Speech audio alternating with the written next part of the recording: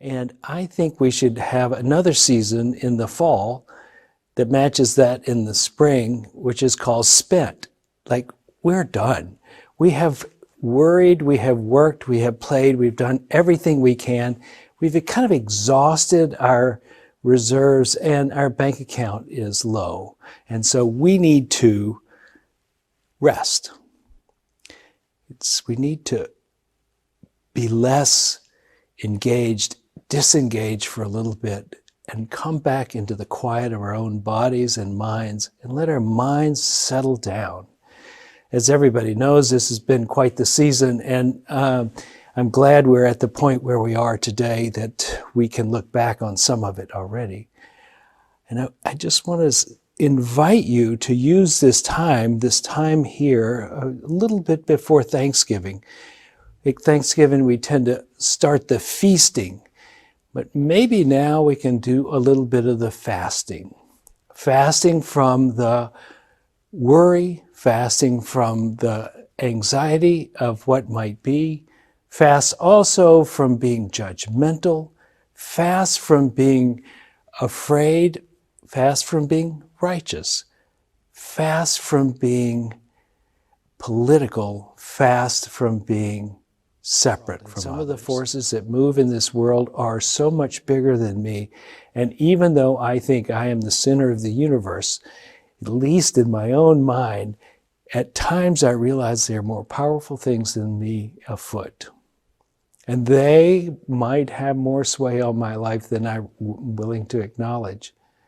And one of the things that I think has sway on our life that's probably bigger than we want to acknowledge is what our friends, what our community, what our world is going through, how that affects us. And I think things have been so tumultuous for so long that whether we acknowledge it or not, we're probably kind of spent at this point. We've kind of had our energy go out to in the collective way, we have all been driven by our own concerns. That therefore we need a break from that.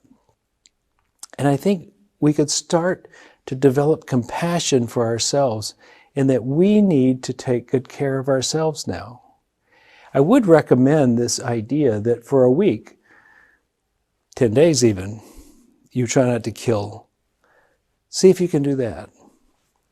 Maybe eat vegetarian, maybe eat less, maybe eat only 2 meals a day. And I think it begins to start this process of reflection that will be helpful for us.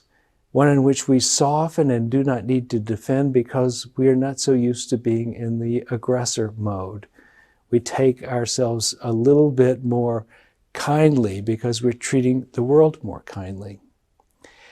There's another thing that I think we could do that would really relieve us of some of the burden of this isolation and fear and anxiety and the need to be a certain way and needing the world to be a certain way that we can feel safe. I think we really need to start to love and have compassion. Now, I think that can be quite difficult after all that's gone on. Many people's feelings have been hurt. Sometimes friendships have been lost in this season. But if you can think about the other person as suffering, I think it begins to bring us closer to the idea of what's actually going on for them, but also how we can find compassion for them. If you can see that they're suffering, and they're suffering usually from the same things in general we're suffering from. Excessive consumption sometimes can lead to suffering. Physical pain can lead to suffering. The accidents, etc., broken hearts from love, they're suffering in that way. But they're also suffering from separateness and from this need to protect themselves. It causes its own weather and forces them into behaviors which can be quite alienating to us and for which we can often hold resentment and dislike, which you know they can feel. And you know if it was happening in reverse, you would know the suffering that you would be feeling. And to expand our sense of compassion out by recognizing they're suffering too. So the very first thing we should do is not do harm to others, either in actions or in thought. Not to hold bad thoughts about other people, not to say bad things about people, and not to attack them. This is the beginning of a wiser state for each of us, that we not harm others. We make room for them in our world. We protect them, at least from our thoughts and our actions, if we can't protect them from themselves or the consequences of their actions. We become kinder and gentler. I think if we do that, we will begin to relax within ourselves.